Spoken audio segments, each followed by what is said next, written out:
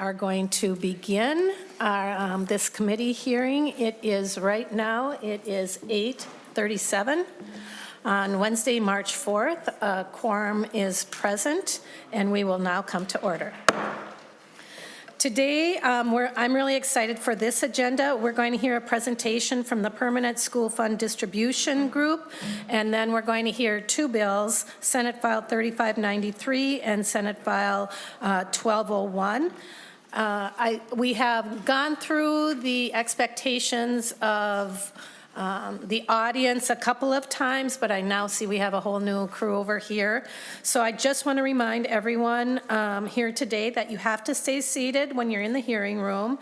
There's no standing or sitting in the walkways or aisles. If there are any specific accommodations, please communicate with the sergeant's staff. Signs are not permitted. Clapping and other disruptions are not allowed, and if you do not follow these protocols, you will be asked to leave. Remember, members, to use your on and off switch that controls your microphone, and we just want to say thank you to the sergeants for always being attentive and keeping us safe. And so we are going to begin with a presentation about the Permanent School Fund Distribution Working Group. Last year, we created a working group and asked them to look into how and why we are investing permanent school funds, and are we getting the biggest bang for our buck when using these investments as a way to also support our school kids and continue to use that investment into the future. And so the group met a number of times and have come up with a report and some recommendations, and based on those recommendations, you're going to hear a bill. And so I would like to invite the working group report crew up. Andrew Kreck, who is the Deputy Director, Head of Active Strategies with the Minnesota State Board of Investment, and Aaron Vandelin, Director of the Office of School Trust Lands, and John Mule, the Director, Legal and Policy Services of the Minnesota State Board of Investment. If you'd like to come up and take a seat. Just reminding you to please state your name and your position, and then you can begin. And I think we'll start with Mr. Kreck. Thank you, Chair Kunesh. My name is Andrew Kreck. As you mentioned, I'm the Deputy Director of the Minnesota State Board of Investment, and I was a member of the Permanent School Fund Task Force. I'd like to thank the members here for having us today to give you a summary of the findings of the task force and to answer any questions you might have about the recommendations of the task force and the legislation that's been proposed. I'll wait a minute while John gets our presentation up.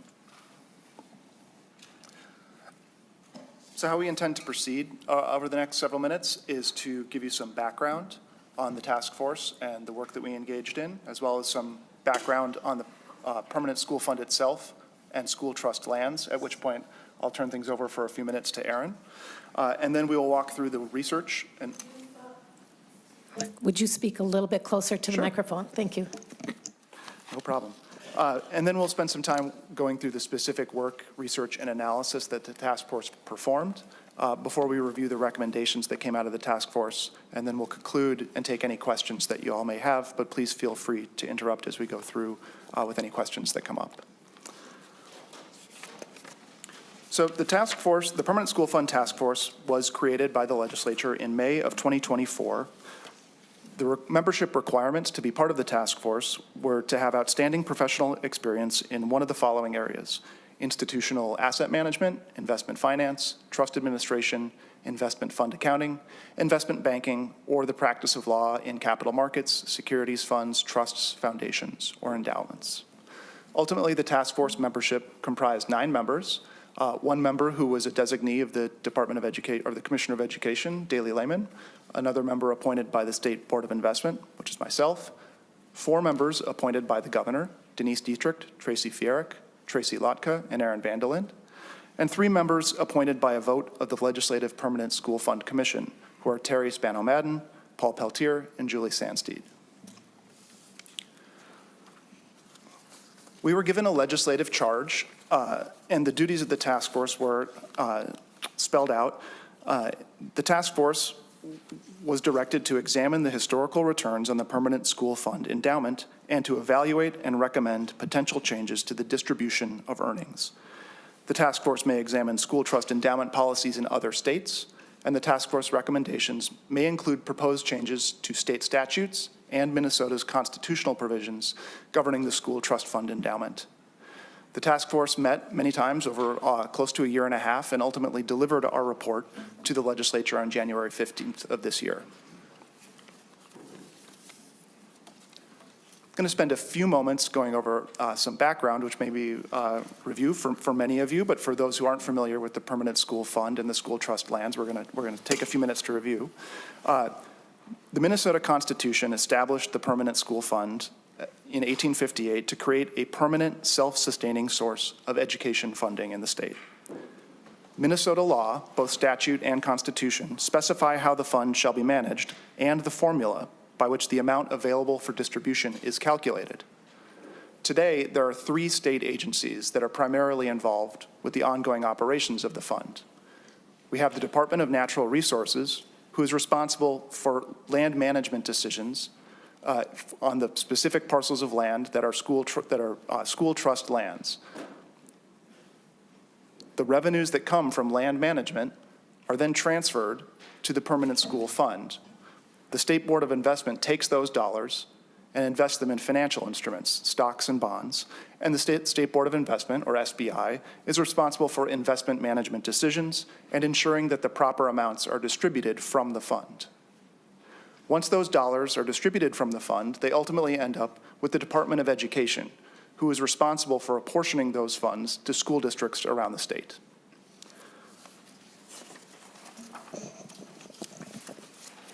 Madam Chair, members, Aaron Vandelin, School Trust Lands Director. A few quick slides on just the background and history of school trust lands. I recognize that I gave a similar presentation to Ed Policy last week, but some of you aren't on that committee. So as Andrew said, we received these lands from the federal government in 1858 at statehood. We ended up with 4 successive federal grants that totaled about 8.1 million acres. To seed the fund at statehood, we sold off the majority of those lands in southern Minnesota. We have 2.5 of the 8.1 million acres left. Of those 2.5, 2.2 are in 10 northern counties. You can see on this map where they are. We do have land in some reservation boundaries. We recognize that. But most of those lands generate revenue from, and you can switch it. Thanks, John. Generate revenue from minerals, royalties and rents, timber sales, and then real estate transactions like leases, sales, easements, and things of that nature. So if you look at the permanent school fund right now, the value of that fund, and Andrew will get into this a little bit later, is $2.3 billion. That value has come mainly from mineral resources. About 80% of our historic revenue has come from our mineral rents and royalties.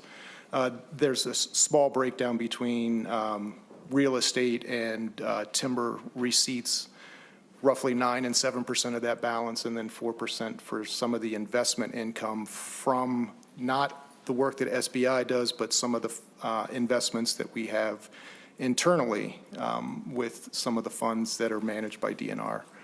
So, next slide, please. Just real quick, what happens when those funds are deposited into the State Board of Investment? As Andrew said, they spin off that revenue. This is the revenue that's been distributed to the school districts. So it's the beneficiaries of this trust are the 380 plus school districts and all of the charter schools in the state. That's who we see our beneficiaries as. And so over the last 10 years, we've distributed over 300, something like that. And it's 58 million last year. The work of this task force really looked at how we make these changes, and Andrew will get into that here shortly. What we're trying to do is more or less provide a 30 to 40% increase to the annual distributions with these changes. So I'll turn it back over to Andrew. Thank you. Thank you, Aaron. So, Chair Kunesh, I'd like to proceed now and talk a little bit about the work of the task force over the months that we were together.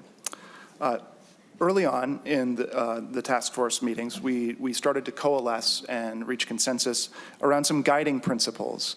And these guiding principles, we determined, should be aligned with whatever recommendation comes out of the task force. And there were 4 principles that we identified early on.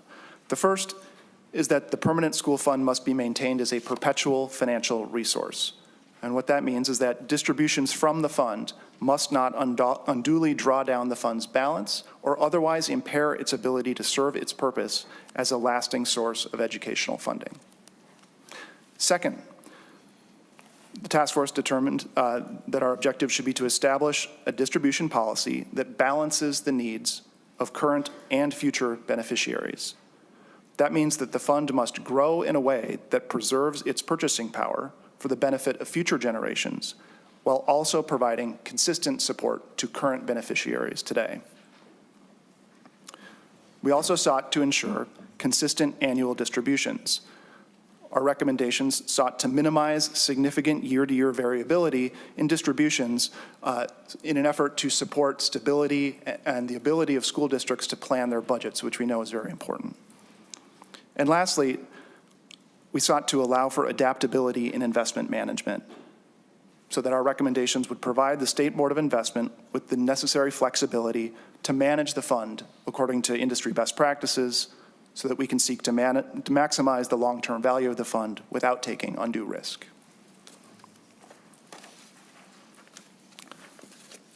The task force also spent a lot of time discussing, debating, thinking about the scope of our activities. The task force was specifically mandated to review the fund's current legal framework and investment and distribution practices. And over the course of that work, we identified several issues, which I believe all 9 of us felt were very important and may, in fact, deserve additional consideration and discussion, but that were out of the scope that the legislature provided to the Permanent School Fund Task Force. And those other issues included, but were not limited to, some of the following. Questions having to do with the management of school trust lands.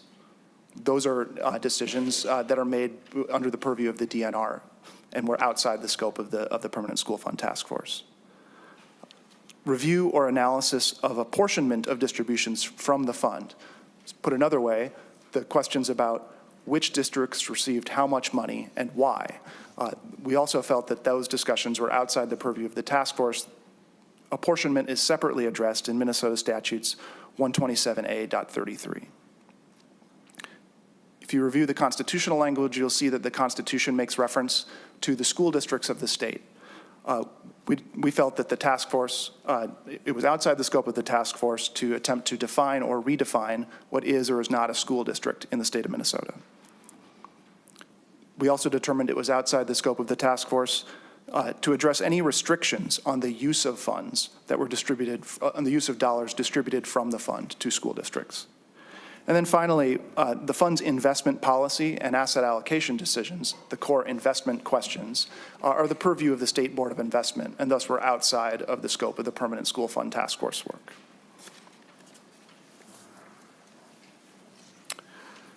So consistent with our legislative charge, the task force then proceeded to review the current legal framework, both constitutional and statutory, that governs the Permanent School Fund.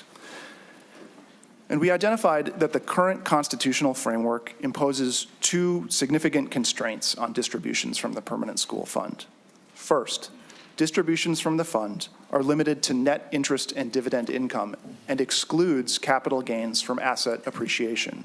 So what that means is if the fund owns a stock or a bond that increases in value over time, there is no mechanism for that value to be realized and monetized and the proceeds from that gain in value to be distributed to students. Secondly, capital gains and, if necessary, interest and dividend income must be used, per the Constitution, to offset prior losses. This could have the effect of reducing or eliminating distributions from the fund in loss recovery years. It was the conclusion of the task force that there were several issues with this constitutional framework. First, we concluded that this framework unduly restricts distributions from the fund. The fund grows grows significantly, which we're going to address in a few moments. But only a small portion of that growth can be distributed to districts due to the restriction to net interest and dividend income.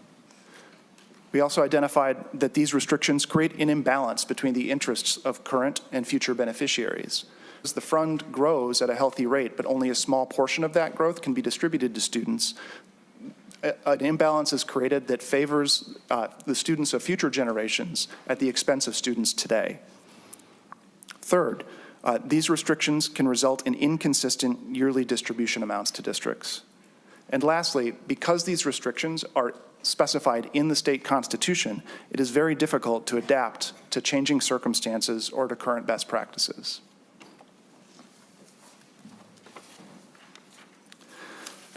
Next, consistent with the legislative mandate, the task force examined the historical returns of the fund, and what we found was good news, which is that the performance of the fund has been very strong over time on both an absolute basis and on a relative basis. The average annual investment return of the fund over the last decade has been 8%, and it's been even higher than that in more recent periods, as you'll see in the chart on the right side of your page. The fund has performed well, again, in absolute sense. It's also outperformed its benchmark over all of those measured time periods. For those who are not familiar with how the permanent school fund is invested, it is invested according to an asset allocation that is 50% common stocks, 48% bonds, and 2% cash. And from the perspective of the SBI, we would call that a very vanilla down the fairway asset allocation that is implemented with institutional quality external investment managers investing in broadly diversified portfolios of stocks and bonds. And the SBI is able to use our scale to drive the costs of that investment management as low as we possibly can.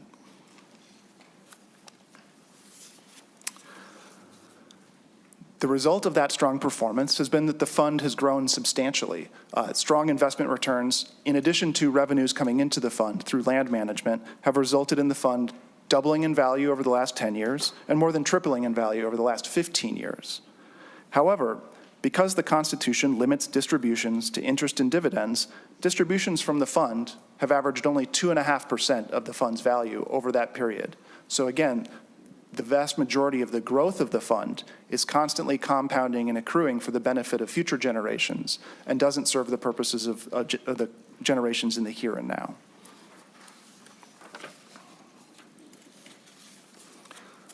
Next, the task force began the process of engaging in some research and analysis, looking at best practices and common practices at other similar institutions and trusts around the country.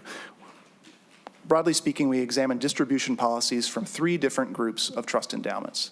First is endowments in higher education institutions, so think college and university endowments. These are different from the permanent school fund in that these are typically not government-sponsored trusts that are typically not funded by natural resource revenue, but we would observe that they do serve a very similar purpose to the permanent school fund, and that educational endowments exist to provide permanent funding to serve the educational mission of the institution that they're associated with. And in that way, they're very similar to the permanent school fund.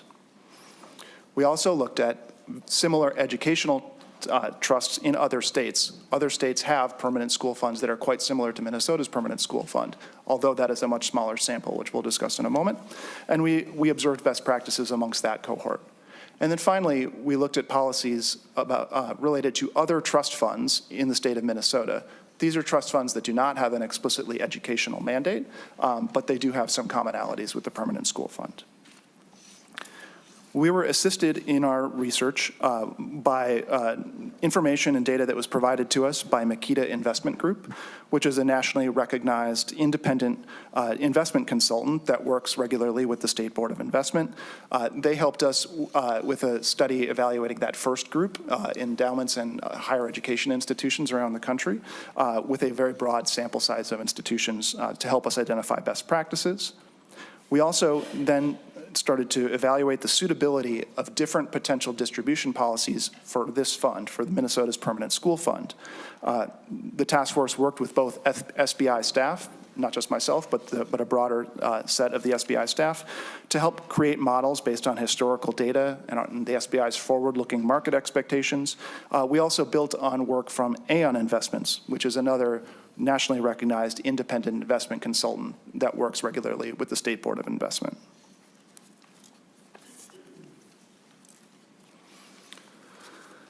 As we looked at the broad sample of other other educational trusts around the country, we were able to observe several commonalities.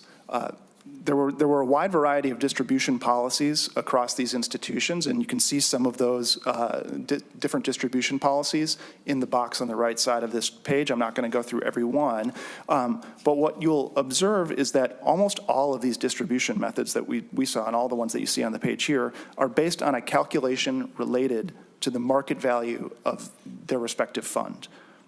Most commonly, institutions distribute some percentage of their market value over a rolling average of prior years.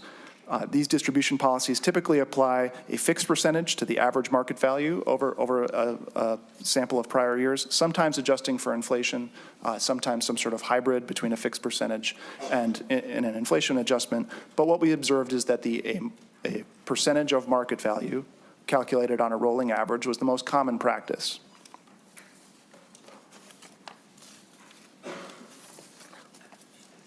Further research indicated that most endowments in this sample distribute between 4 and 5% of their average value annually. And in fact, the single most common percentage that these institutions arrive at is 4.5%. It's the midpoint of that range. Those institutions, which again have a similar purpose to the Permanent School Fund in supporting their educational mission in perpetuity, consider distribution amounts in this range to be sustainable for their institution's needs, balancing current funding needs with the long-term preservation of their fund's purchasing power. We reviewed a range of options for calculating annual distributions to Minnesota school districts, and the task force concluded that distributing 4.5% of the average market value of the fund over the previous 3 years aligns with common practices among educational trust funds and endowments and is also consistent with our fund's objectives. 4.5% and 3-year rolling average were the most common solutions that other similar trust funds had arrived at independently. Next, we evaluated distribution policies of similar school funds in other states. This is admittedly a much smaller sample size than the prior cohort, of which there are many hundreds of educational endowments to look at and assess best practices. There are fewer permanent school funds around the country. There are only 50 states. Many of them do not have permanent school funds. So while this sample was not large or robust enough to necessarily guide us to the quote, right answer, we were able to observe some common practices that we think were applicable to our research. What we observed is that most of these similar school funds around the country also, similar to educational endowments, base their annual distributions on a rolling average calculation, and they do this to moderate the impact of market volatility, and none of them limited distributions to interest and dividend income, as the state of Minnesota does. We also observed that Minnesota is unusual in having the distribution policy for its permanent school fund spelled out explicitly in the Constitution. Other permanent school funds typically, we observe that their distribution policy is articulated in statute or in policy. Finally, we looked at other state trusts in Minnesota. So an example of this would be the Environmental Trust Fund, which is managed by the State Board of Investment. Again, these trust funds do not have an educational mandate per se, but there are some similarities that we could observe. What we saw is that distributions from these funds, once again, typically do not have their distribution policy spelled out or restrictions on distributions articulated in the state constitution. And they also commonly determine distributions based on some concept of a percentage of the fund's value, not tied to interest and dividend income.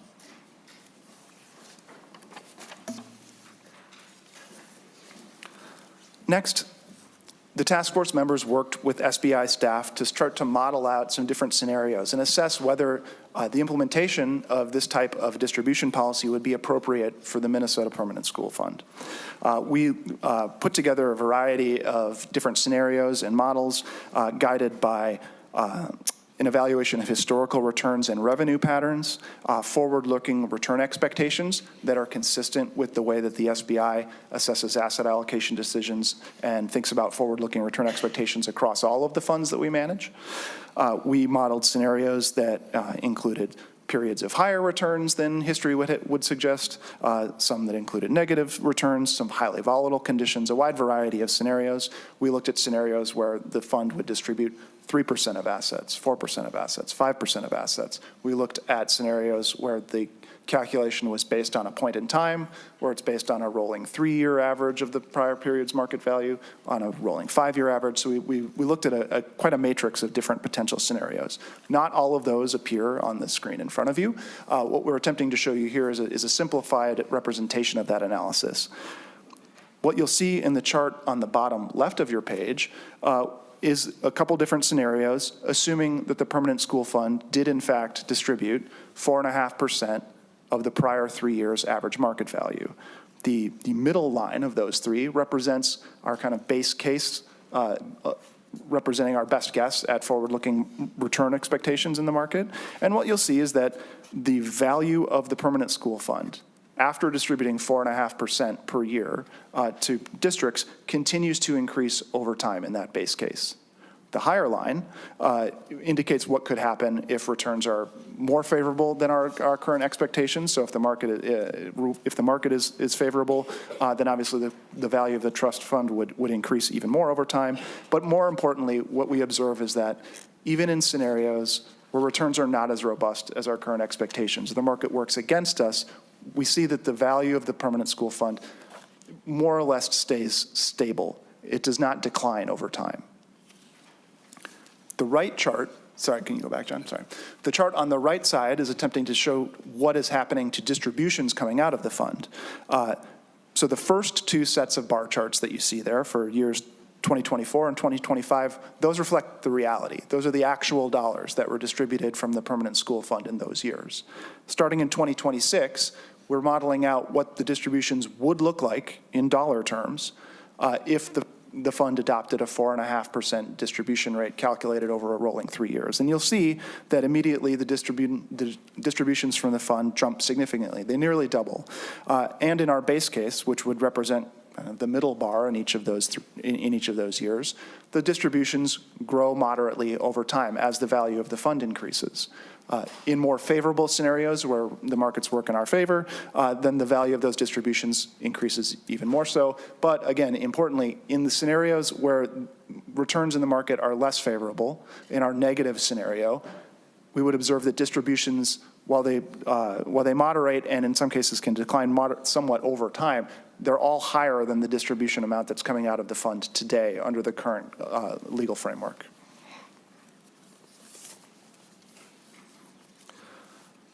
As we evaluated these potential changes, the task force had several observations that we want to communicate.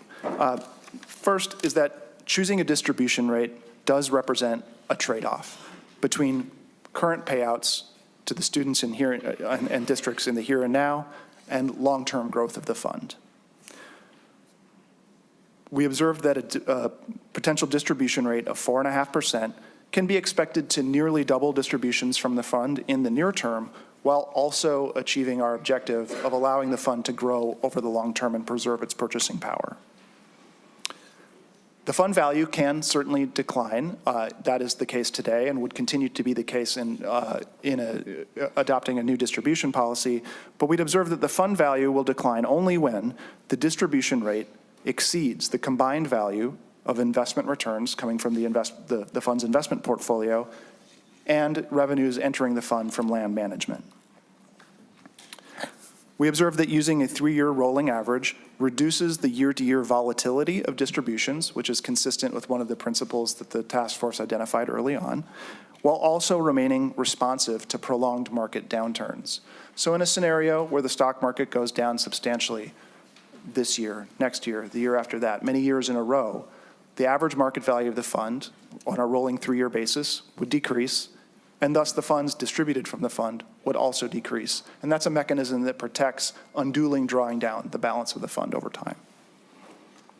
Finally, we observed that the 4.5% distribution rate and a 3-year rolling average period are aligned with industry best practices, and the task force feels that this proposal achieves an effective balance between providing stable distributions and preserving the purchasing power of the fund for future generations. So now we come to the specific recommendations that the task force has in our report. And there are three components to this recommendation. First, the task force recommends amending the state constitution and statutes to manage the fund in accordance with the guiding principles that we articulated and identified earlier in our work. Second, the task force recommends that the Constitution should state the enduring principles and objectives of the fund, but that specific operating details, including the distribution policy, governance, and investment management policies, should be established in statute and not in the state constitution to allow for adaptability in the future. Third, the task force recommends adopting a 4.5% distribution rate calculated using a 3-year rolling average of the fund's value. To move forward to the conclusion. Thank you. Chair Kunesh, I'd like to talk for a moment just about the changes and how we translated those to the bill in front of the committee. Thank you, Mr. Mule. If you introduce yourself for the committee, and then you can begin. Thank you, Chair, and good morning, members. My name is John Mule. I am the General Counsel at the Minnesota State Board of Investment, and I'm going to take a minute just to talk about how we take all those concepts that Mr. Kreck just reported on as part of the task force work and translated that to the language in the bill that you see in front of you. As Mr. Kreck noted, there were several principles that the task force thought were very important that should be captured in the Constitution. One of those, and perhaps the most important, is that the fund remain a perpetual resource. That is how it is envisioned right now in the Constitution, and we thought that concept should be captured in the Constitution going forward. So you will see that in the language proposed for the constitutional amendment. Another principle is that the sole purpose of the fund should be to make distributions to school districts for the benefit of students and should not be used for any other purpose. And so that concept is also captured in the language in the bill, noting that the sole purpose of the fund is to make those annual distributions. The next concept that the task force felt was very important is that you need to balance the interests of current and future generations. Andrew talked about the current distribution formula accruing potential benefits to future generations more than current generations. And so while we captured the concept of balancing those interests in the language, that also includes preserving the purchase power. So how you invest the dollars needs to be done in a way that preserves the purchasing power to keep the fund a perpetual resource and balance those interests. And finally, going back to the original issue of how funds are distributed to the school districts and the amount that goes out, what you will note in the constitutional language is that there is not a specific distribution formula in that language, and that the Constitution notes that that should be established by law. So we're removing that restriction, right, on distributions to only interest and dividends to allow for the 4.5% distribution rate on an annual basis. And you will note in the statutory language on the distributions from the fund, you will see that the 4.5% distribution rate, rolling average, ending on the end of the fiscal year, is captured in the statutory amendment and could be addressed in the future more easily if the legislature determines that the formula needs to be changed. So that is the basic overview of how the task force made its specific recommendation for changes to the Constitution and statutes, noting that in order to solve the initial problem of the Constitution's restriction, a constitutional amendment is necessary for that. And I'll turn it back over to Andrew to wrap things up. Thank you, John. Move forward to the next slide. Oh, sorry. So Go just to conclude, the task force identified that the fund has grown significantly due to a combination of investment returns and land management revenues, but that outdated constitutional and statutory restrictions have limited the ability of the fund to serve its purpose of balancing the needs of current and future beneficiaries. Our recommendations identified that a modern market value-based distribution model would better align the fund with best practices used by peer states and other educational endowments. We recommend that a 4.5% distribution rate based on a 3-year rolling average can provide more stable and predictable funding for schools to current beneficiaries while preserving the fund's long-term purchasing power for the benefit of future generations. And finally, I'll just point out that the 9 members of the Permanent School Fund Task Force spent close to a year and a half together and over the course of our work, engaged in a lot of conversation, research, analysis, and careful consideration, and all 9 members unanimously endorsed the recommendations of this report. And with that, we'll conclude and take any questions that you all have. Thank you. Thank you all for this extremely interesting and informative review of the task force.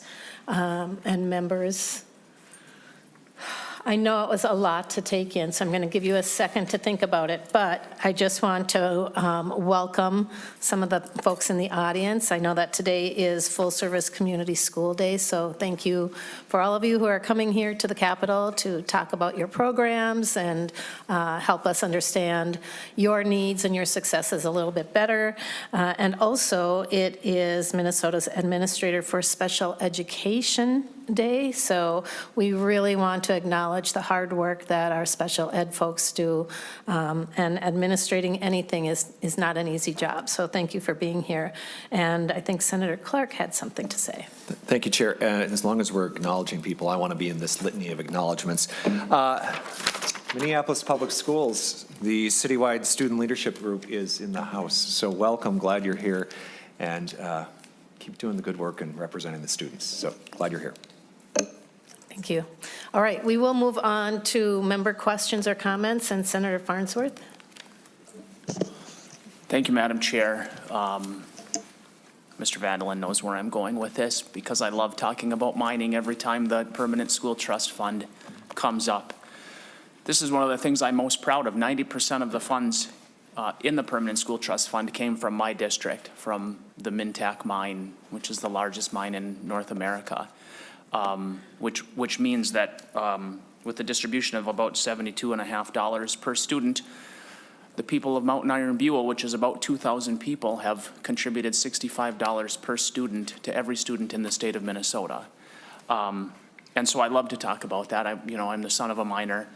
And, but Mr. Vandelin, I am wondering, we're talking about trying to get more money to our students, and this is one mechanism, and I'm a co-author of the bill. Thank you, Chair Kunesh, for allowing me to sign on. But other ways to possibly grow the fund that could get more money to our schools. And so my question is, on school trust land, are there other minerals that could be used that would grow the school trust fund? And what's the estimate on how much that could increase the school trust fund? Mr. Vandelin. Madam Chair, Senator Farnsworth, members, yes, Minnesota has considerable mineral wealth, and not just from our hard rock minerals like iron ore, but we do have deposits of non-ferrous minerals, copper, nickel, gold, platinum, palladium. And as you know, Senator and other senators, we also have a helium deposit in Minnesota now that has the potential to produce a significant amount of revenue for not only tax forfeited lands, but school trust lands as well. I can't speak to the value of the oil and gas reserves, if you will. I don't know what our interests are. From a non-ferrous standpoint, the known deposits have the potential of increasing the school trust by $3 billion if we could mine those minerals. Follow-up? Yes, thank you, Madam Chair. So that would more than double the size of the permanent school fund, and even with this increased distribution coming from the fund, it would pretty much guarantee that the fund would never fall back. And so I think that's another good way that we should look at growing this fund. We have the minerals, we can do it cleanly, so we should do it to help all of the students in Minnesota. Thank you, Madam Chair. Thank you. And we do have to acknowledge the legacy of mining in Minnesota and the investment that that has created for our students into perpetuity. And so I think it was a good mention to acknowledge that that investment continues to this day. It's interesting to note that we have never amended this part of the Constitution around school trust lands. And so I'm really excited that we took the time to do that and use the brains out there and the experience to, begin to look at how we can best use those dollars in this time and in the near future. So I think what it will do is also open up the idea of how we can perhaps look to the future and use these dollars in the best way possible. And so I would imagine that down the road there would be some other conversations or adjustments to this school trust land, whether it's a constitutional amendment or not. So thank you. Senator Lucero, you had something to say? Thank you, Madam Chair. I do have a comment, but a question first, and I appreciate the testifiers in this very thorough presentation.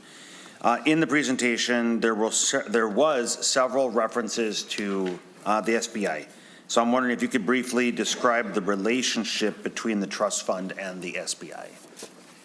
Yes, Madam Chair, Senator Lucero. If you maybe refer back to our slide 4, hopefully this helps illustrate it.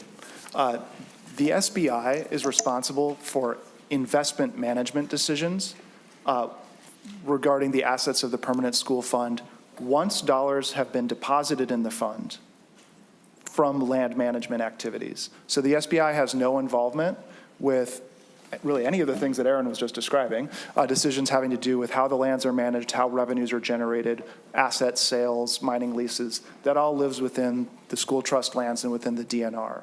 Those activities generate revenues. And so those revenues, net of the expenses of administering and managing the land, are transferred to the permanent school fund, where we invest it according to an asset allocation that is determined by the SBI in a way to be consistent with the objectives of the fund. And so we manage the fund the same way that we would manage basically any other trust fund that's under our administration. Most of the assets that the SBI manages have to do with the various pension systems, but we also manage many non-retirement assets, including other state trust funds and the permanent school fund. And so we take a similar investment approach to the permanent school fund as we would to other state trust funds.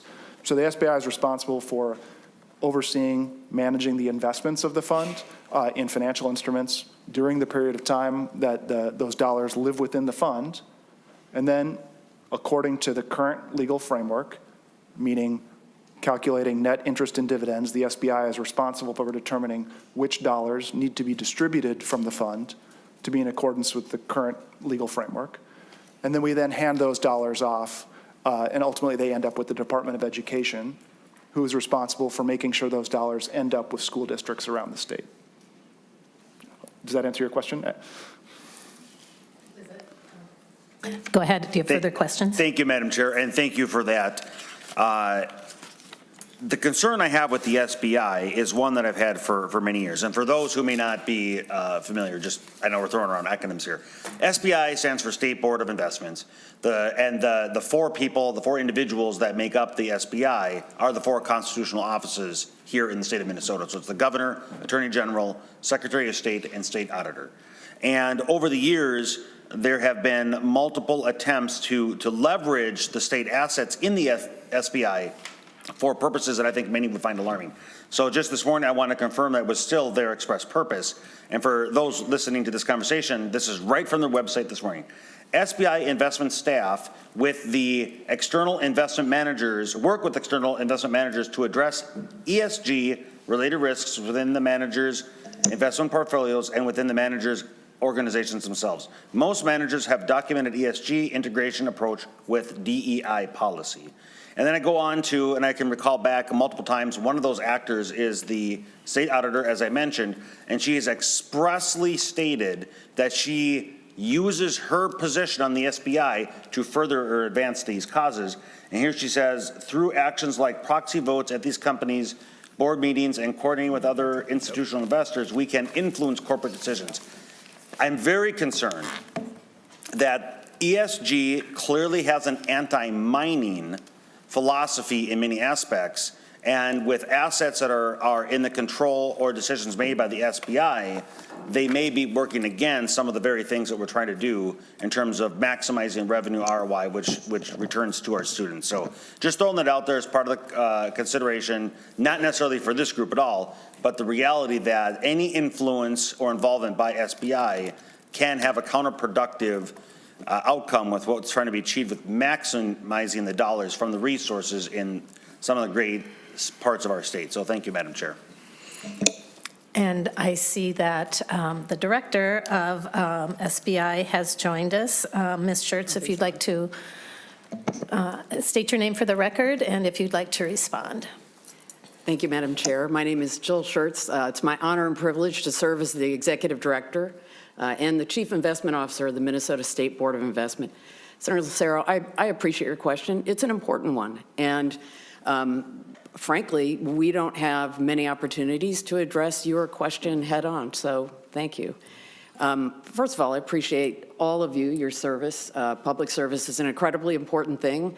Personally, I've been very lucky to observe public service through most of my professional career, starting with the military, and now over the last 14 years in service, both on a local level and now at a state level.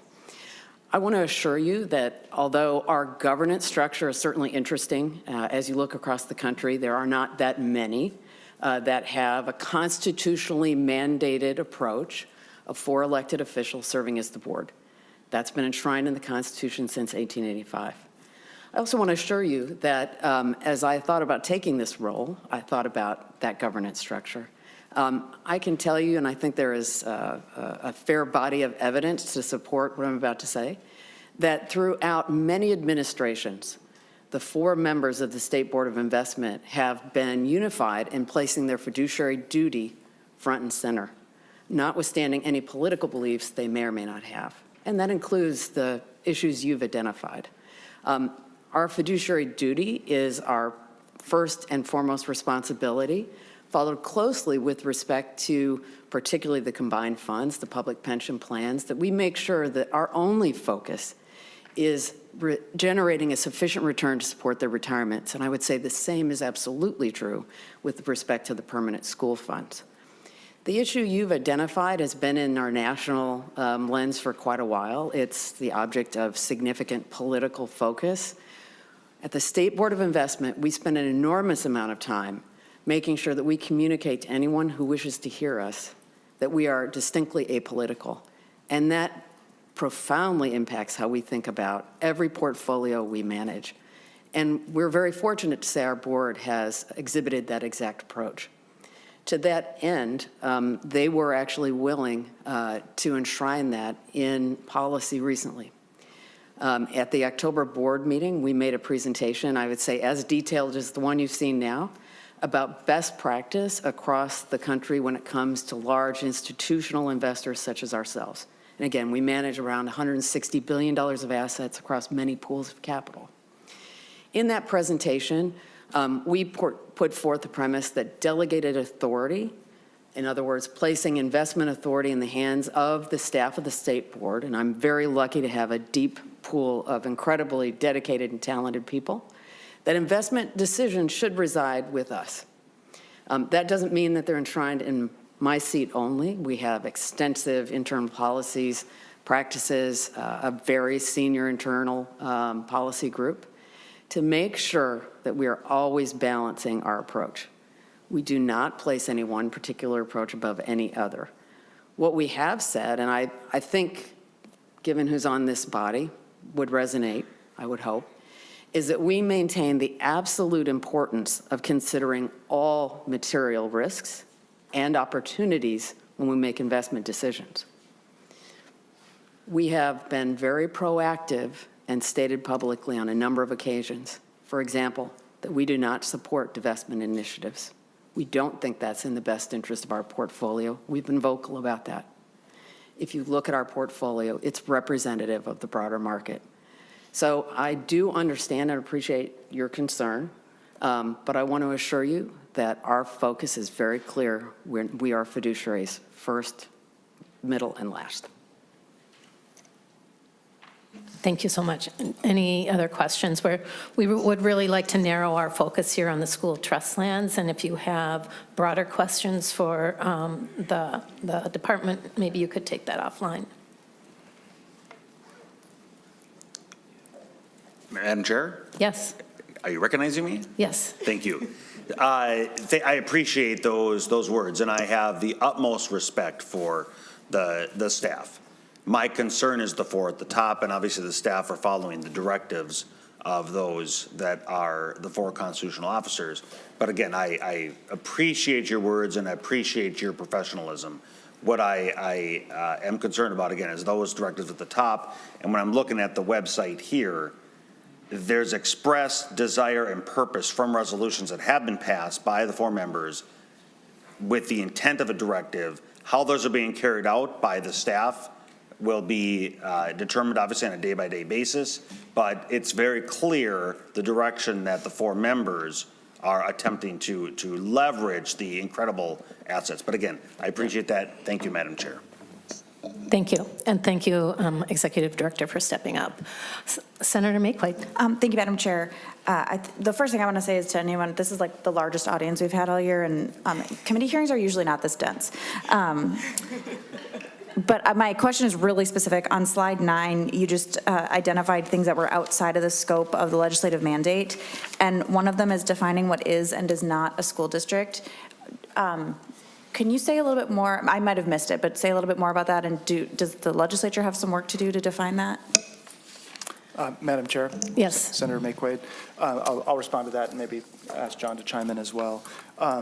So we identified that in the scope of the legislative framework, constitutional and statutory, that directly addresses the permanent school fund, the word district is used a few times, and it's not clearly defined in that specific set legal framework. I think as we engaged with John and our legal counsel to say, well, what is that word intended to mean as we look across a broader legal framework and across statutes in the state, what we observed is that it's perhaps somewhat ambiguous where and how and exactly what that word district means. And we determined that the best folks to really clearly define that term are probably not the 9 members of the Permanent School Fund Task Force. So that's why we reached the conclusion that it's outside of our scope. John, I don't know if you have any additional comments on that. Okay. Thank you. Thank you for that explanation. And I think there was a reason for that conversation, and I'm just going to ask our nonpartisan to Bjorn to talk about that. Mr. Arneson? Madam Chair, prior to a change made by the legislature in the 2011 session, the Permanent School Fund distribution was apportioned among school districts only, independent and special school districts. In laws 2011, and that previous apportionment was on the basis of resident ADM, or average daily membership, so like a count of the number of students living in that school district. Under laws 2011, the legislature made charter schools eligible also for the apportionment, and in that act switched the apportionment basis from resident ADM to adjusted ADM, or pupils actually enrolled in those schools. And that was necessary because definitionally charter schools don't have resident students. More recently, there have been conversations about whether to include students enrolled at tribal contract schools in the apportionment from the fund. But under current law, the entities eligible for receipt of apportioned aid include school districts and charter schools. Any follow-up? Thank you. Senator Holstrom, you had a question or comment? Thank you, Madam Chair. So on slide number 17, you guys have these really helpful graphs showing what your projected, the projected growth of the fund would be if we took the 4.5%. If we kept it at the 2.5%, if we failed to change this at all, what does that fund look like stretching out over 10 years, what does the growth look like? Yes, Madam Chair. Yep. Senator Holstrom. If you imagine that chart and distributions remained limited to net interest and dividend income, which over the last 10 or so years has been about 2.5% of fund assets, I would point out there's no particular reason to believe that it would be exactly that percentage of fund assets going forward. It could change according to all kinds of things, including prevailing interest rate environment, corporate decisions that corporations make about how much of their earnings they distribute in dividends. And so that's I want to be clear that we don't assume that the status quo remaining in place would somehow guarantee a 2.5% distribution amount. It could be variable, but for the sake of argument, if it did remain the same, what you'd likely see is that the growth of the left side of that chart, the value of the fund, would increase at a rate that's higher, that's steeper than the highest line that you see on that chart today. And that you would likely see on the right side of that chart that the distribution profile, those bars would be much more similar to what you see for the years 2024 and 2025, which reflect the reality of the current legal framework. Follow up? Thank you. Any other questions or comments? Senator Clark. Thank you, Chair Kunesh. And thank you all. As someone who manages a much, much smaller endowment, I'm really impressed with the consistent returns that you have on the permanent school fund. One piece that I need just a little bit more information on, and I'm glad Senator Farnsworth is back, because not just the great folks of Mountain Iron Buell who have contributed this. What else has contributed? I know it's 90% from that iron, the mine in which my great uncle Clayton worked in the 60s. What were the other pieces that fall under land management and revenues? I understand forest and such, but if you could just remind me on that. Okay, we will invite Director, the Office of the School Trust Lands, Aaron Vandelin, back, and if you'd like to respond. Thank you, Madam Chair, members, Senator Clark. The breakdown, and so I just want to back up a little bit. We've talked about the fund. Its value right now is $2.3 billion.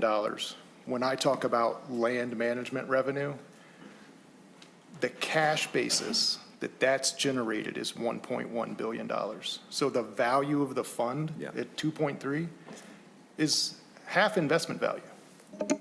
But that 1.1 cash basis, it's 80% minerals, 7% real estate, 9% timber, 4% investment returns on the land management.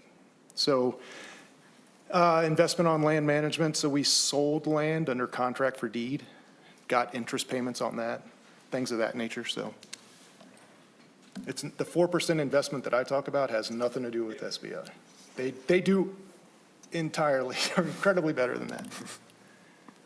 Any follow-up question? Thank you, Chair Kunesh, and thank you for that. Obviously, you want to grow both the base, so the income as well as the returns. So thank you on that. My general comment is, what they said on page 12, following the best practices. That matches my understanding. Page 18. I'm sorry. The 4.5 distribution rate and 3-year rolling average. That matches what I do. So it must be wonderful. Thank you. I think we've had good people looking out for, well, who's to say? But I think the school trust funds have been in good hands, and they've done their due diligence, and now we just need to let them do a little bit better. Any other questions or comments? Okay, well, we are going to move along because we have a couple of bills to be heard, and the next one is going to be my bill on making the changes of the recommendation. So thank you, gentlemen, for joining us today, and thank you, Executive Director, for stepping in, and maybe just stick around in case there's a question or two. Thank you.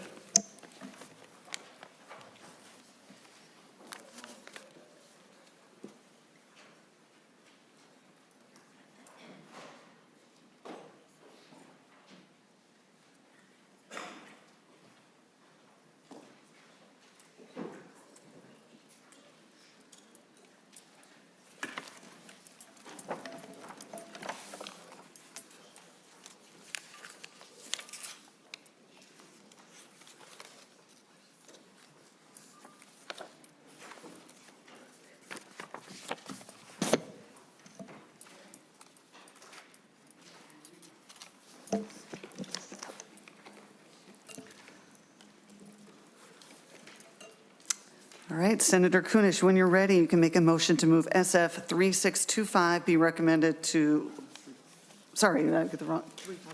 Stand by.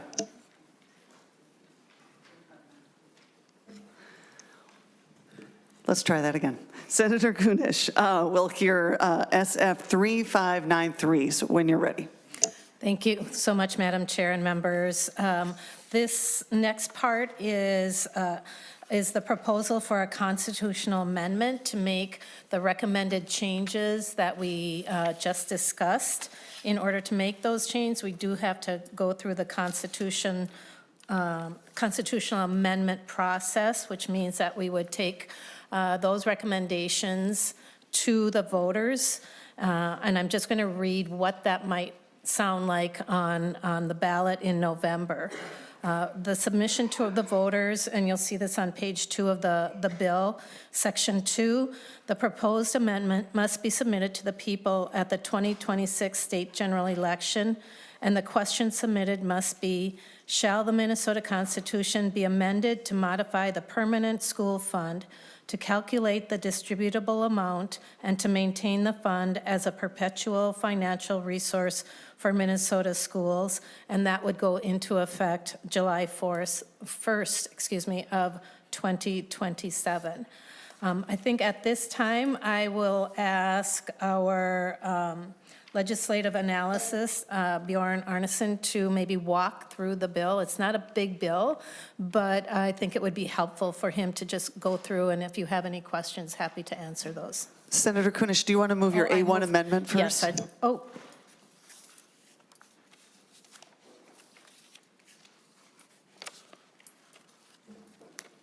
All right. All those in favor of adopting the A1 amendment, say aye. Aye. Any opposed? All right. Amendment adopted. You can begin. Thank you. Mr. Arneson, if you are ready to. Madam Chair and members, I'll walk through the A1 delete everything amendment. As Senator Kunesh indicated, the amendment is implements the recommendations from the task force itself. Because this is the first bill proposing a constitutional amendment seen by the committee this year, I'll just note that under the joint rules, a bill proposing a constitutional amendment must include the amendment language itself and any kind of relevant statutory changes required by the amendment. So the constitutional amendment is in Article 1 of the bill, and the statutory changes are contained in Article 2 of the bill. The previous presentation described to some degree the proposed constitutional language change. The new language is listed at 1.19 through 1.25 of the A1 amendment. It includes describing the principles, overarching principles for the permanent school fund. It strikes the language that Mr. Crick and others described, limiting the amounts available for apportionment from the fund. It requires that the fund be designed to provide annual distributions and preserve the purchasing power and further balance the needs of current and future beneficiaries. It requires that administrative spending from the fund be in the manner prescribed by law, and continues the current practice that distributions must be apportioned in the manner prescribed by law. Senator Kunesh described the way that the question would be submitted to the voters. The task force itself didn't make recommendations about this ballot language, but it's presented here for further consideration by the legislature. Beginning at 2.6 would begin Article 2 of the bill, which features the statutory changes. Section 1 is the section requiring that 4.5% of the rolling 3-year average net asset value of the fund be available for distribution. And the stricken language in Section 1 is stricken because it would be obsolete under this new distribution method. Paragraph B, beginning at 2.23, requires the director of SBI to annually report this distributable amount to the Legislative Permanent School Fund Commission and to the Commissioner of Education. Section 2 is modified to essentially conform with the requirements of Section 1. There's some language there stricken that would be, again, made obsolete by this alternative calculation of the distributable amount, and clarifies that it's the Commissioner of Management and Budget who transfers this distributable amount from the Permanent School Fund to the School Endowment Fund as needed to make the payments from the School Endowment Fund. Section 3 updates a term to conform with the changes under Section 1. Section 4 establishes the effective date for all of Article 2 to align with the effective date indicated in the constitutional question. And so if the question were adopted by the people at the 2026 election, the first impacted apportionment would be the apportionment in September of 2027. I think it was mentioned earlier that the apportionment among school districts happens twice a year, in September and March of each fiscal year. And so the whole proposal would be effective beginning July 1st, 2027 for fiscal year 2028, and therefore the first impacted apportionment would be the September 2027 apportionment. Madam Chair, that's a pretty quick overview of the DE. All right, Senator Kunesh, I understand you have a testifier?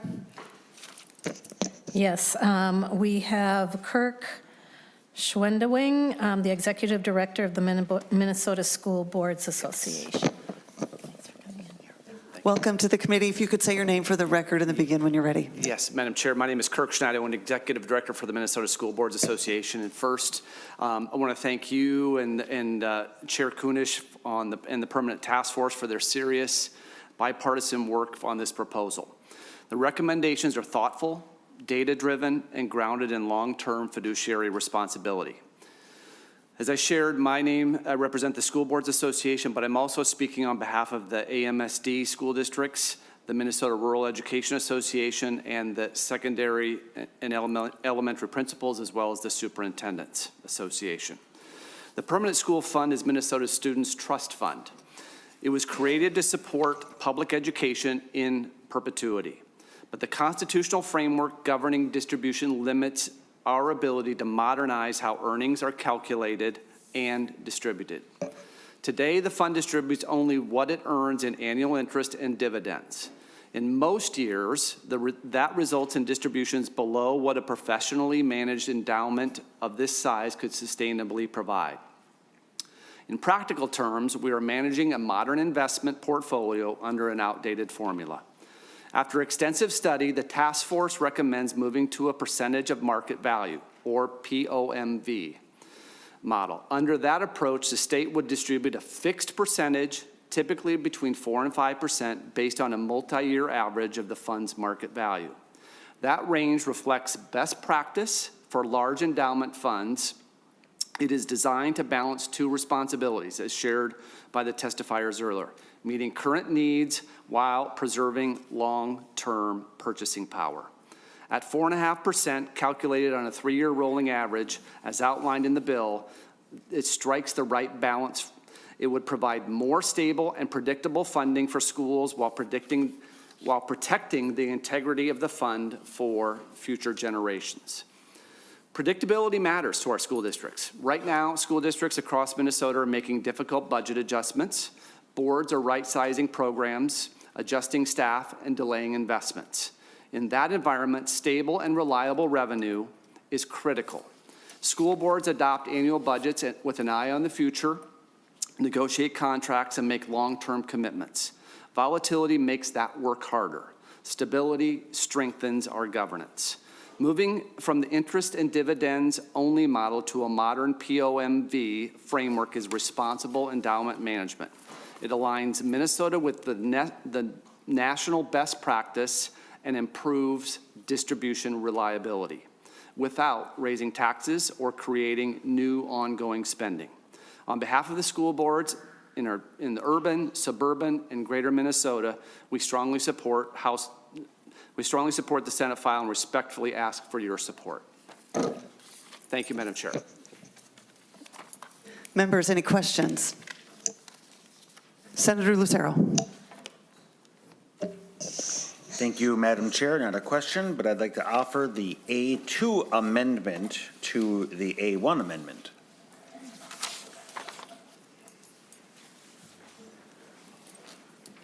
Those are being distributed. If you want to speak a little bit about your amendment, Senator Lucero, while we're all getting copies. Sure. So thank you, Madam Chair. So this amendment would modify, if you look at the amendment on the A1 that was already offered, if you look on line 1.26, it says that the funds, if the proposed constitutional amendment were to be adopted, the funds would be distributed in a manner prescribed by law. I am seeking to modify that the funds would be distributed in an equal amount per pupil. And the reason I am seeking to do that, as we know, we've been having a conversation in this committee on equity in education funding. And there is an incredible inequity right now with the current funding formula. This seeks to provide some fairness and certainty in the Constitution that our students don't have different opportunities based on their zip code, but instead makes it equal across the board. So I would encourage support for this with a yes vote. Thank you.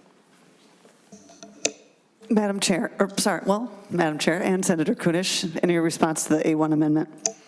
Thank you so much. You know, I first want to just say that this amendment or this legislation was very painstakingly looked at. I mean, literally every word and every reference in this legislation to ensure that there aren't any real complications. But I'm wondering if perhaps our SCRFA would be able to help us better understand how this language might make a difference or might change the bill in a way that I'm not quite sure of.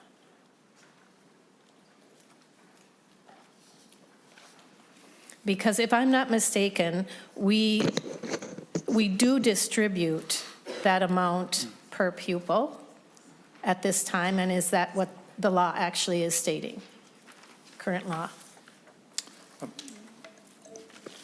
Madam Chair, the A2 amendment would require constitutionally that the apportionment be in an equal per pupil amount.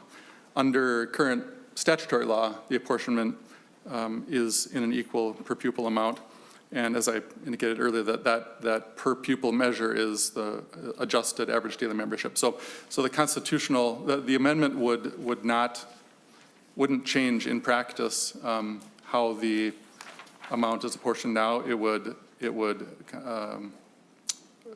enshrine in the Constitution that apportionment method, or the apportionment amount. Senator Kunesh. So based on the fact that we did go through this and looked at all of the different elements, and I'm very comfortable that our present Constitution and the present language that we have will ensure that those students continue to receive an equal per pupil amount, I am going to respectfully not accept this amendment. All those in favor of, so sorry, Senator Mayquaid. Thank you, Madam Chair. And I would also respectfully ask for a no vote for two reasons. One, even though we currently distribute it on equal per pupil amount, there might be a time, and this is the difference between equality and equity, right? Equality is everyone gets the same thing. Equity is that everybody gets what they need, even if it's different amounts. And so I could see maybe in a time in the future where we want to send more money to schools because the fixed cost of running a school doesn't go down regardless of how many students you have in that. And so if we wanted to say, we want to keep this small district from losing an elementary school. We're going to up the amount we're going to give to this school or these types of school districts instead of having it be, per pupil amount. We wouldn't be able to do that without changing the Constitution. Instead, right now, what we could do is we could change it in law. And so I think reserving the ability to make those decisions in law for the legislature to debate instead of having to put it in the Constitution and then being bound by not being able to change it based on our changing state and our student needs, that is why I think we'd be better off just leaving it in law and not in the Constitution. Senator Rarick. Thank you, Madam Chair, and I'm going to speak in favor of the amendment. I think, as was just talked about, needs that would arise or come up. We have that ability through the general fund and what we deal with in this committee all the time. But this is the permanent trust fund for all of Minnesota. And so this piece, it is a small piece, should be equal to every student throughout the state for this particular fund. And that's what this amendment is getting at. For this fund, which comes from around the state, although most of it comes from one particular area of the state, this should be distributed equally to every student in the state. Again, we have that ability for special needs that arise. We have that through the funding formulas to address those other needs. But for this particular fund, we should absolutely be treating every student around the state the same and keep this and not allow for a future legislature to change that and put this money into a funding formula. We should put this language in to say this money will always go per pupil exactly the same around the state. So I would ask people to vote yes. Senator Holmstrom. Thank you, Madam Chair. I would speak in favor of this amendment as well. The people of Minnesota have supported this constitutionally required fund for 150 plus years, specifically because we believe that investing in education is important for all students. The idea that we may choose to insert politics into that and favor some students over others on this particular program makes no sense to me. I think that we need to be true and honest with the people of Minnesota about what our plans are, and this does that. It makes clear what our intentions are with this fund. Thank you. Thank you. Anyone else? Oh, Senator Westland. I have a quick question either for Senator Lucero or perhaps the task force members, and I'm wondering if this particular issue was brought up with the task force members in their consideration of recommendations made, because I would prefer to have a little more vetting before putting something into the Constitution that I think has not been fully vetted. And the challenge with putting things into the Constitution is then if there is a problem with it, it's going to be much, much harder to change. So I guess maybe my question is to Senator Lucero, did you run your amendment past the working group task force? Senator Lucero. Thank you, Madam Chair. I was not part of the task force. I wasn't involved in it at all. This amendment is the result of a conversation I had yesterday in preparing for this bill that would be in committee today. So whereas a task force simply provides recommendations to the legislature, it's this committee that starts the vetting process for the policy for the education of our students. So that's where I think it is most appropriate now for us to have this conversation and make a decision. Thank you. Senator Westland. Madam Chair and Senator, I don't think this is the last stop for this bill, but I'm wondering if you are willing to have that conversation with the members of the task force. Maybe we don't have a sight line into where an issue might arise here. I certainly don't necessarily, and I don't feel comfortable accepting this kind of on the fly. I know you said you just kind of came up yesterday, and that's fine. That's how things work around here, is sometimes things come up at the last minute. But my question to you is, are you willing to actually have conversations with the task force to walk through this, or even with nonpartisan staff? But I'm not comfortable voting for this today, and I do understand that this will have other stops. So I'm a no vote, but again, I'm just curious to know if you'd be willing to have some additional conversations.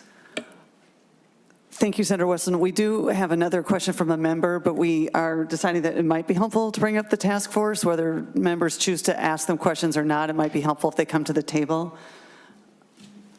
Mr. Kretsch, I hope I'm saying it correctly. And Mr. Mule, and yes, all of you.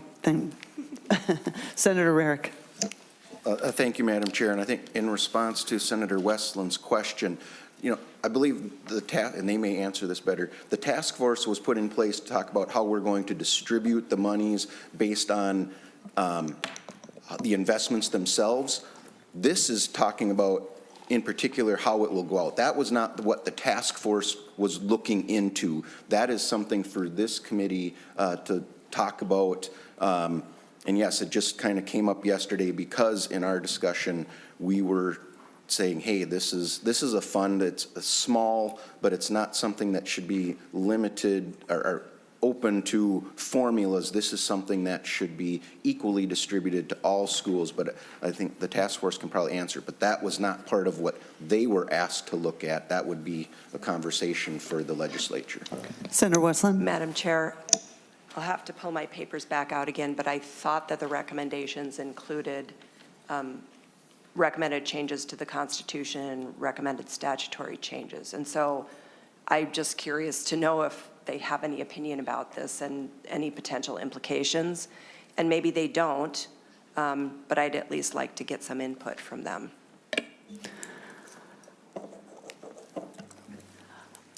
Okay, I don't know if we have any other members who want to talk. If the task force, Senator Kunesh, if you want to invite the task force to answer or address any of those before we go to Senator Lucero to close out the amendment.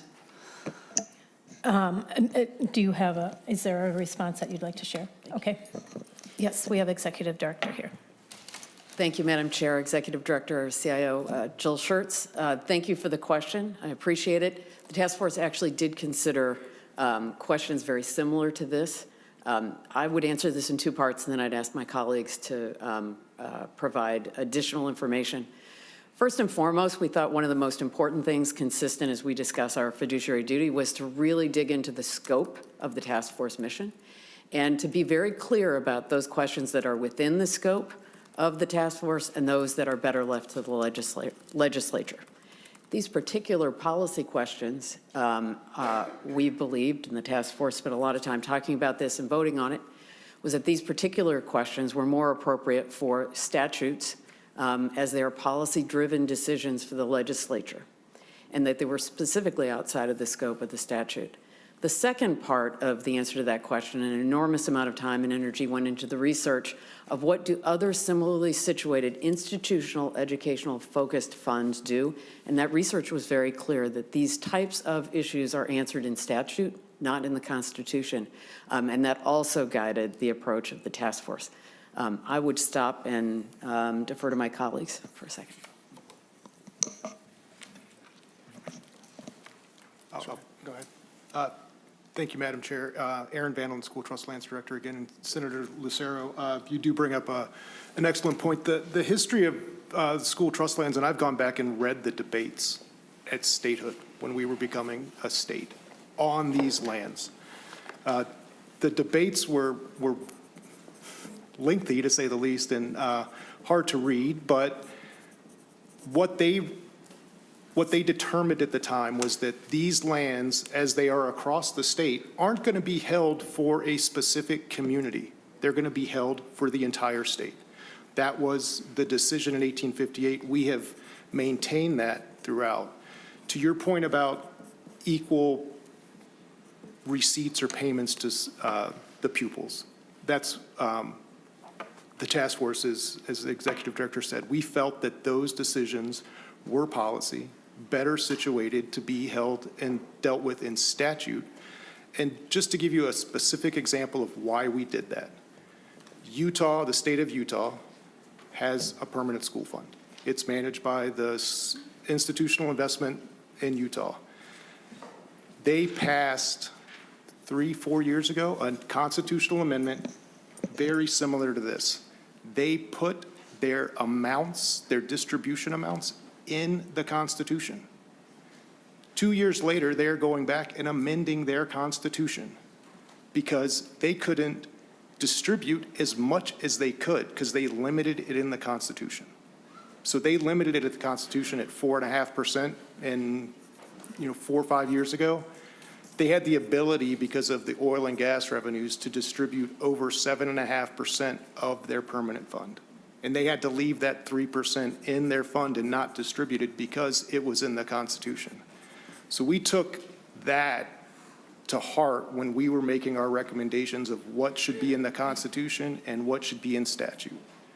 And that was months of discussion in our task force.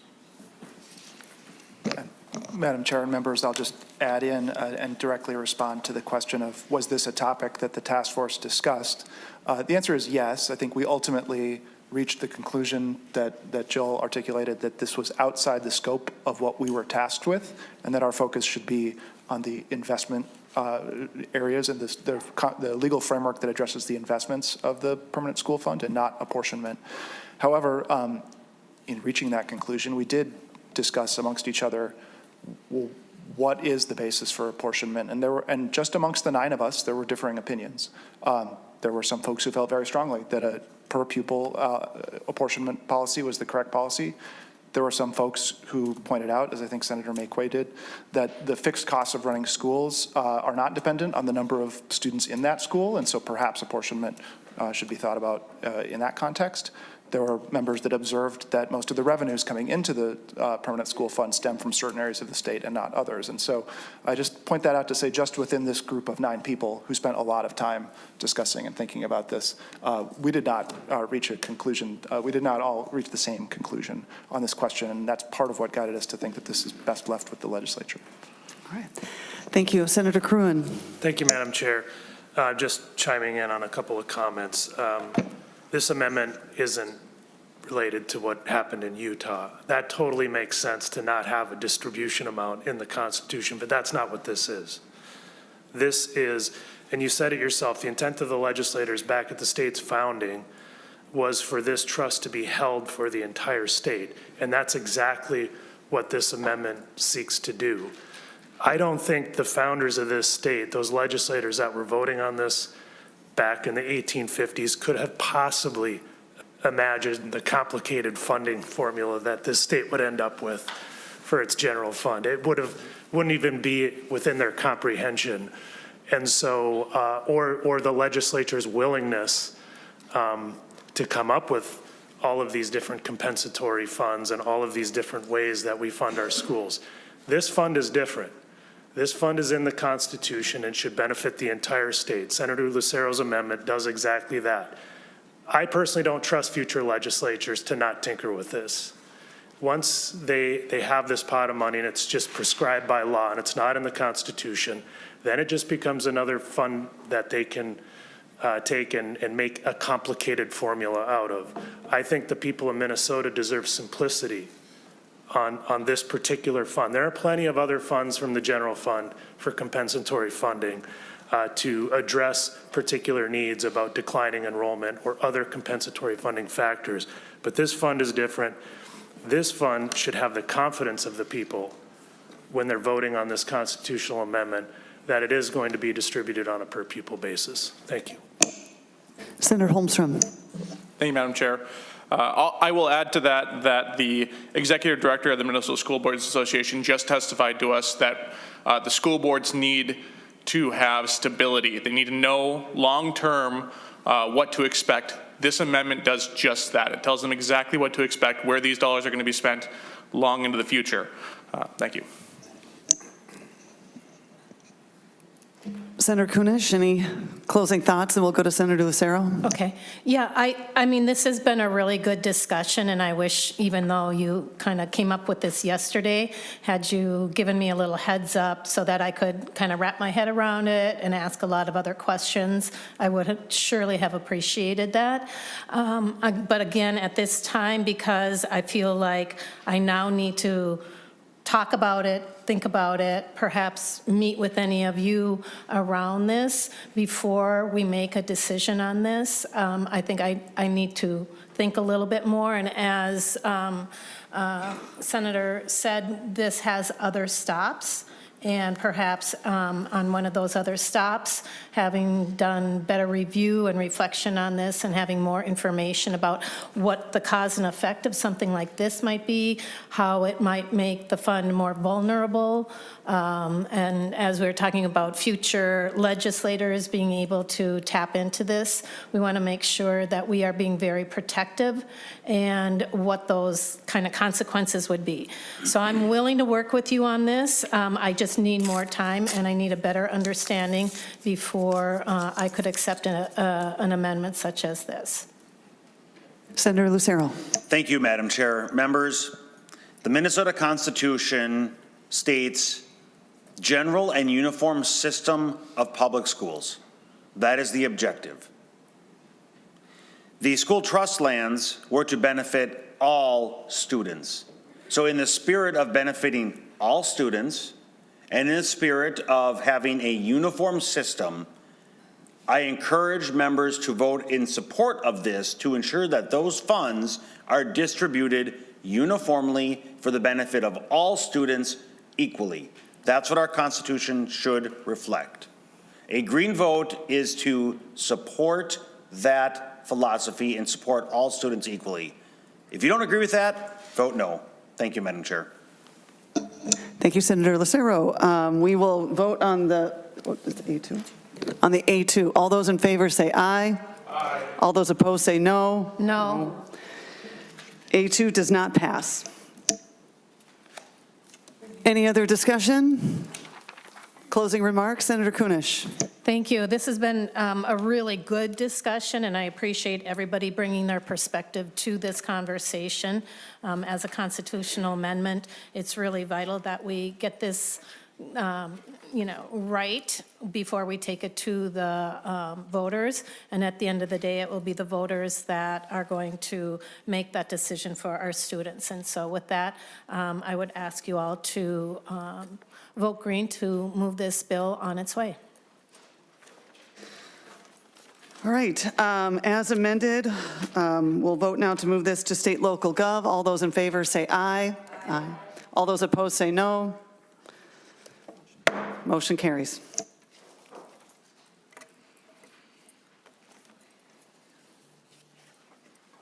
Next, we will hear Senate File 1201. Senator Kunesh, you are up again. I believe it's your intention to send SF 1201 to the Committee on Commerce. Yes, it is. Would you like to make that motion? Yes, so moved. Perfect. All right. You have an A3 amendment. Would you like to move the A3 amendment and introduce it? Yes, the A3 amendment is an amendment to delete all and then add the language that you will find in Bill 1201. All right. All those in favor of adopting the A3 amendment say aye. Aye. All those opposed? All right. Seeing it to your bill. Thank you so much. Members, this is another really curious bill, and it is a bill that would require school health insurance annual reports. The goal with this report is to give the state a clear picture of what districts are paying for health insurance under the current system and how many potential employees would be eligible to be in an EGIP, which is the statewide health insurance pool for educators.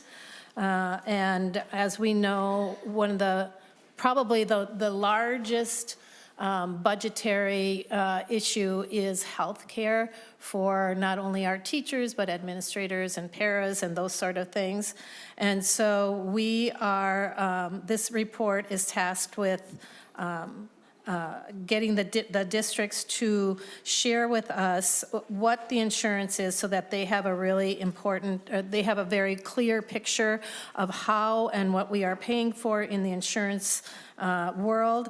And it also is requiring each district and charter school to complete an annual survey by September 1st, using data from the most recent fiscal year, so that we can kind of wrap our head around what really is the cost of this health insurance and how we might be able to create a better system for that. And with that, I have a few testifiers.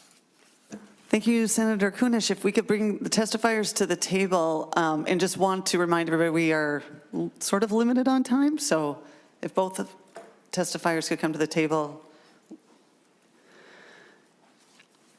I'm going to let you all decide who goes first, and just identify yourself for the record, and you can begin when you're ready. Hello, committee members. My name is John Wolhopter, and I am the president of Anoka-Hennepin Education Minnesota, the union representing the teachers and licensed staff in the Anoka-Hennepin School.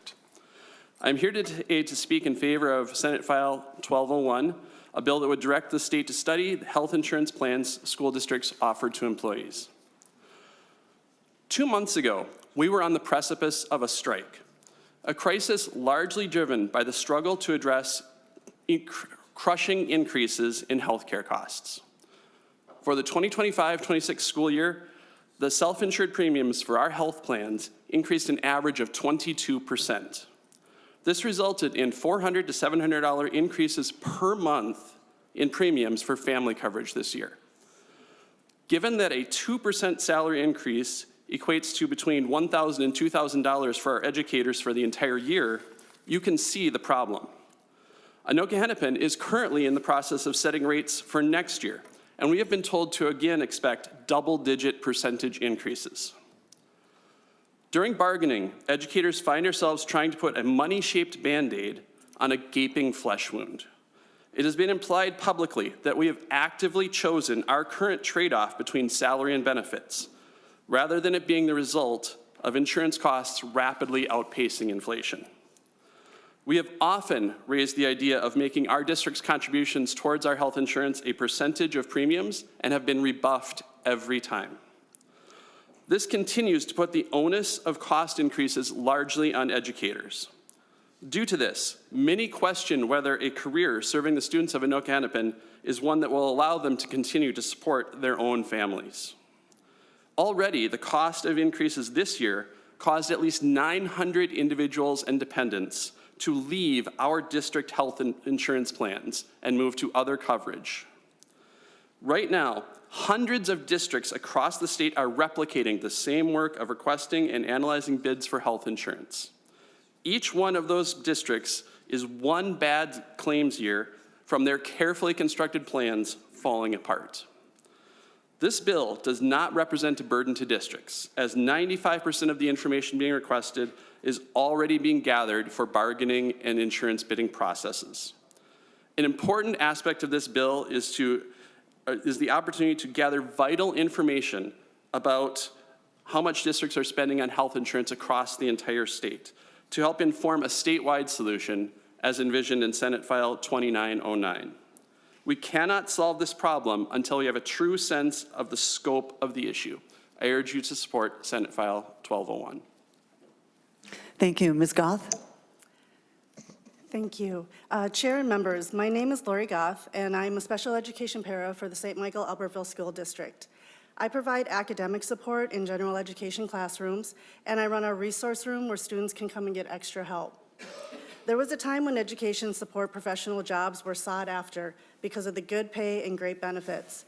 But after 25 years of underfunding by the state of Minnesota, our wages and benefits have not kept up, and positions like mine are hard to fill. When bargaining, the district comes to the table, says, this is your budget, wages or health insurance. Not everyone takes the insurance, but everyone takes the wages. So the insurance gets more expensive and the plans get worse. After decades of disinvestment, my insurance is, well, bad. I'd like to tell you about my son. One day he woke up and couldn't see out of his right eye. After many appointments with many doctors and specialists, and patiently, also known as agonizingly, waiting for test results and numerous MRIs, we found out he has a rare eye disease. It took a year, but the doctors found a way to stabilize it. Unfortunately, our insurance will not cover the medication the doctor prescribed. Instead, we are forced to use a medication that is for children with cancer who are waiting to have a bone marrow transplant. It suppresses the immune system and has possibly devastating and irreversible long-term side effects. Sorry, this part makes me emotional. He needs to be on this for at least 3 years and possibly forever. This medication isn't covered by insurance either, but it's $168 a month out of pocket rather than $7,000. I work 3 jobs to pay for our medical expenses, and my son may still lose his sight. Imagine telling your child that you can't afford to keep them healthy. I don't want to be just one more sad story, but I do want to put a face to a statewide problem. ESPs in every district in our state are struggling to care for our families. This is a statewide problem, and it needs a statewide solution. This report will help us understand the full scope of the problem and what it would take to provide us with the kind of health insurance that would allow us to care for our kids at school and our families at home. I encourage you to support this bill. Thank you so much for your time. Thank you. Members, any questions or comments? All right. Senator Kunesh, any closing thoughts, words?